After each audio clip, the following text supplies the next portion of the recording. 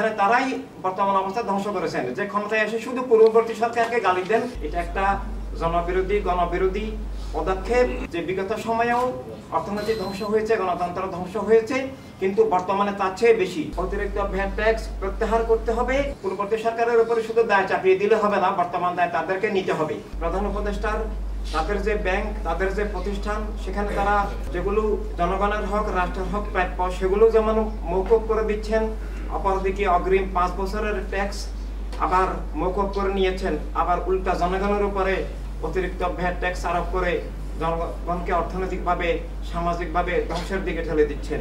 এটা একটা জনবিরোধী গণবিরোধী পদক্ষেপ। এটা কোনো উপায়ে মানা যায় না। এমনিতেই জনজীবন অতিষ্ঠ, নিরাপত্তা নাই, অর্থনৈতিক ধ্বংস, মারাত্মকভাবে বেকার সমস্যা দেখা দিচ্ছে।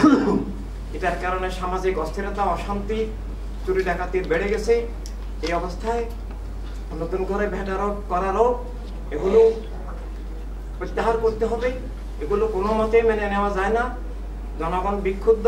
জনগণের পক্ষ থেকে আমরা ইনসানিয়াত বিপ্লব, হিউম্যানিটি রেভলিউশন, আমাদের প্রিয় সাংবাদিকদের মাধ্যমে আমরা সরকারের কাছে তুলে ধরতে চাই যে অবিলম্বে ভ্যাট, অতিরিক্ত ভ্যাট ট্যাক্স প্রত্যাহার করতে হবে এবং দ্রব্যমূল্য কমিয়ে আনতে হবে। বন্ধ শিল্প কারখানা চালু করতে হবে। যারা আজকে শিল্প কারখানা বন্ধ করার কারণে বেকার হয়ে গেছেন, তাদেরকে অবশ্যই আবার পুনর্বাসন করতে হবে। আর যদি ভ্যাট ট্যাক্স এটা প্রত্যাহার করা না হয়, আমরা ইনসানিয়াত বিপ্লব এই সপ্তাহের মধ্যেই আরো অনেক কঠোর পদক্ষেপ নিতে বাধ্য হব।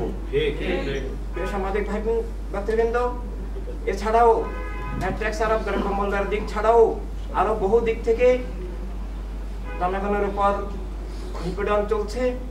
আমরা এই কয়েকদিনের মধ্যেও দেখলাম যে পাহাড়ি ছাত্রদের যে দাবি দেওয়ার আন্দোলন, সেখানে কি মারাত্মকভাবে হামলা করা হলো। পুলিশ নিষ্ক্রিয় হয়ে আছে, লাঠির মধ্যে পতাকা বেঁধে এভাবে ভাই বোনদের উপরে, ছাত্রছাত্রীদের উপরে বিভিন্ন রকমের পাশবিক হামলা, গুন্ডামি, এগুলো অবশ্যই আমাদেরকে প্রতিবাদ করতে হবে।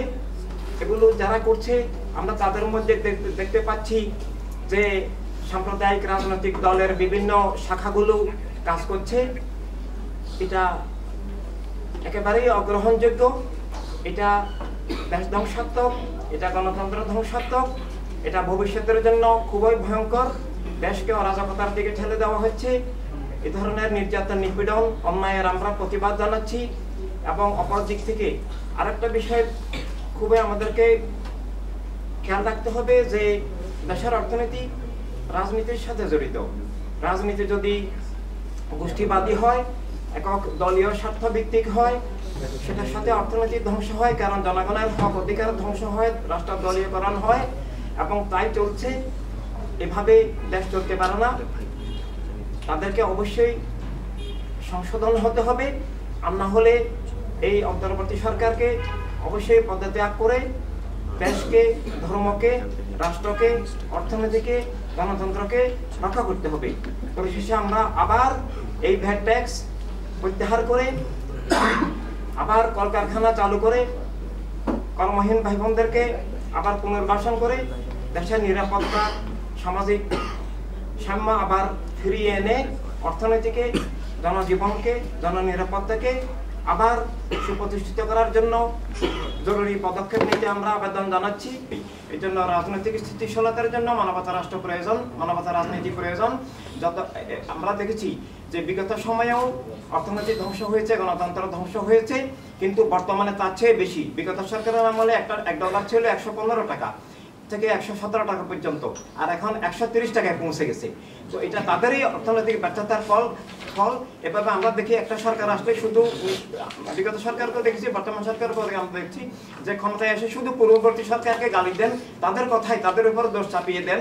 এটা আসলে সেটা গ্রহণযোগ্য নয়। এখন তাদেরকে দায়িত্ব নিতে হবে। আজকে 5-6 মাস হয়ে গেছে, এখানে তারাই বর্তমান অবস্থা ধ্বংস করেছেন। যে লক্ষ লক্ষ কলকারখানা, শিল্প কারখানা যেগুলো আগে লাভজনক ছিল, যেগুলোতে লক্ষ লক্ষ মানুষ মানে চাকরি পেয়েছেন, তাদেরকে কিভাবে চাকরিচ্যুত করা হলো? এটা কোন ধরনের অর্থনৈতিক পদক্ষেপ? এটা গণবিরোধী, দেশ বিরোধী, এটা একটা হিংসা বিদ্বেষ, এটা দেশকে, রাষ্ট্রকে, জনজীবনকে ধ্বংস করা। তো এইভাবে তারা এটা পূর্ববর্তী সরকারের উপরে শুধু দায় চাপিয়ে দিলে হবে না, বর্তমান দায় তাদেরকে নিতে হবে। তাদের কার্যকলাপের ফলেই আজকের এই অর্থনৈতিক অবস্থা দেখা দিয়েছে।